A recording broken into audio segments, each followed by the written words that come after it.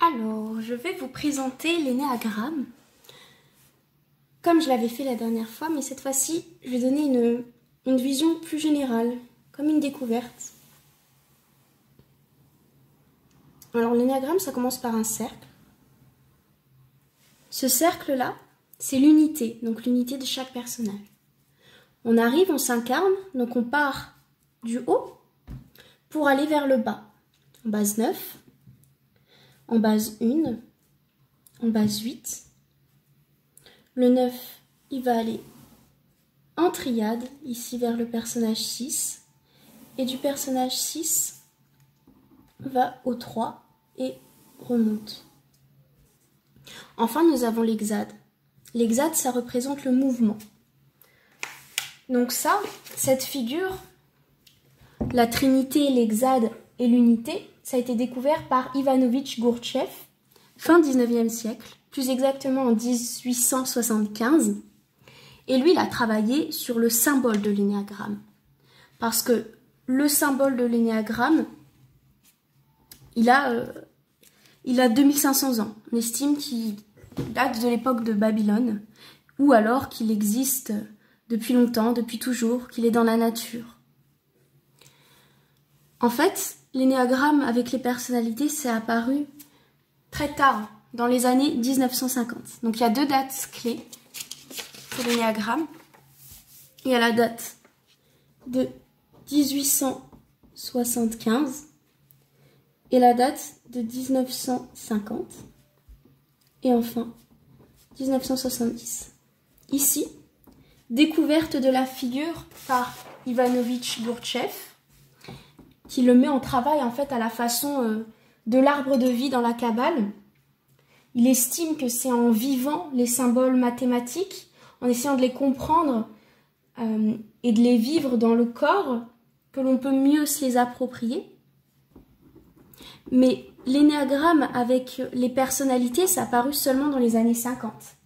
Au début, il y a un lien qui a été fait avec les 7 péchés capitaux, en rajoutant celui de la peur et de la tromperie. Donc ça, c'est Oscar Ichazo.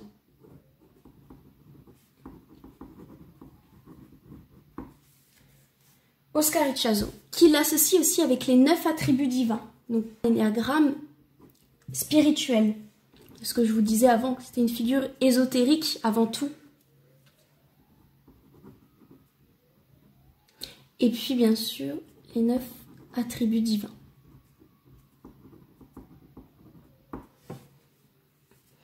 Enfin, dans les années 70, c'est Claudio Narendro qui ajoute la part psychologique. Il le détache de ce qui est spirituel, parce que ce qu'il constate, c'est qu'il y a des liens avec le DSM. Pour chaque base, donc la compulsion d'évitement, parce que je rappelle, l'énéagramme, c'est on a une peur de base, et à partir de cette peur de base, on va avoir un comportement qui va venir éviter la peur. Et cette peur, elle se base sur une blessure sur laquelle on s'est construite, d'où le fait qu'on se retrouve dans une base plutôt qu'à une autre, et qu'il n'est pas possible d'appartenir à plusieurs bases, puisqu'il y en a une auquel on s'est identifié, une peur qui est plus profonde, plus ancrée, et qui forcément fait partie de notre identité parce que de notre construction. Mais cela ne veut pas dire que l'on ne peut pas évoluer au sein de notre base. Le 2, par exemple, on a chacun des ailes, une aile en 3, une aile en 1, et des branches. Le 2 va vers le 4, le 2 va vers le 8, il a accès au 9 par le 8, il a accès au 7 par le 8, donc rien n'est figé. Et donc ce qu'il a remarqué, Claudio Narendro, c'est que, par exemple, avec la compulsion de la base 1, c'est le fait de vouloir toujours être parfait, de ne pas vouloir être corrompu, de chercher à avoir le contrôle sur soi-même pour éviter la peur de base qui est d'être vu comme quelqu'un de mauvais. Et forcément, la personnalité obsessionnelle dans le DSM, c'est une personne qui va chercher à avoir le contrôle sur son environnement, le contrôle sur elle-même, le contrôle de son comportement, et elle évite d'être vue comme quelqu'un de mauvais. La base 2, il y a un lien avec la personnalité histrionique, l'hystérie, qui cherche à plaire, qui cherche à se faire désirer, qui cherche à séduire pour finalement qu'on vienne à elle, qui crée des relations intimes, une impression d'intimité pour se laisser désirer. La base 3 est la personnalité narcissique, le narcissique qui va chercher à séduire, à jouer de son charme, à se faire voir comme quelqu'un qui a de la valeur, comme quelqu'un qui vaut la peine, comme quelqu'un qui a de la prestance, qui en fait de trop, qui exagère ses succès. Bien évidemment, comme la base 3 qui a peur de l'échec. La base 4, ici on fait un lien avec la mélancolie. La mélancolie parce que la base 4 se focalise sur ce qui lui manque. Donc finalement, elle attire l'attention sur ce qui ne va pas, sur ce qui n'est pas encore bien, ce qui n'est pas totalement comblé. Et face à là, on retrouve le vide existentiel, et aussi la dépression, la mélancolie. En base 5, celui qui se sent menacé par les autres, par le monde. Et en base 5, il y a un lien avec la schizophrénie, la dissociation, puisque on veut se dissocier du monde, on veut se dissocier des autres, on se met en retrait et on finit par s'embourber dans son imaginaire, dans ses ruminations mentales et par se couper réellement du monde. La base 6 est la paranoïa. La base 6 est bloquée avec le courage, avec la trahison, ce besoin de faire confiance, de se sentir en sécurité, peut se traduire en suspicion, en anticipation, en interprétation délirante de la réalité, comme dans la paranoïa, où on doute de la personne, on n'a pas confiance, on cherche quelque chose qui viendrait confirmer le fait que la personne n'est pas digne de confiance. Ensuite, pour la base 7, il y a aussi un lien avec le narcissisme qui est différent de la base 3, puisque là, il s'agit du narcissisme de séduire par les mots, de vouloir être suivi, de vouloir orienter, un peu comme prendre le contrôle, comme en base 8. Pour la base 8, les liens sont faits avec la personnalité antisociale, puisque ce que ne veut pas la base 8, c'est se faire contrôler, et elle va faire tout pour ne pas être contrôlée, donc elle va s'imposer, elle va s'affirmer, elle va prendre position. Et là, dans la personnalité antisociale, il y a un détachement, il n'y a pas d'empathie, la personne fait sa loi, mais ne respecte pas la loi.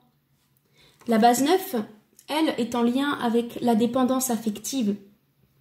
Parce que comme j'ai peur de me séparer des autres et que je veux que tout le monde soit uni, dès que je me sens détachée des autres, je me sens arrachée de moi-même. Et donc je suis dépendant de l'affection des autres pour exister. Alors voilà ce que met en lien Claudio Narandro. Et donc ce qu'on remarque en travaillant sur l'énéagramme, c'est que les personnes avec les mêmes compulsions, qui s'identifient à la même base, il y a des comportements communs.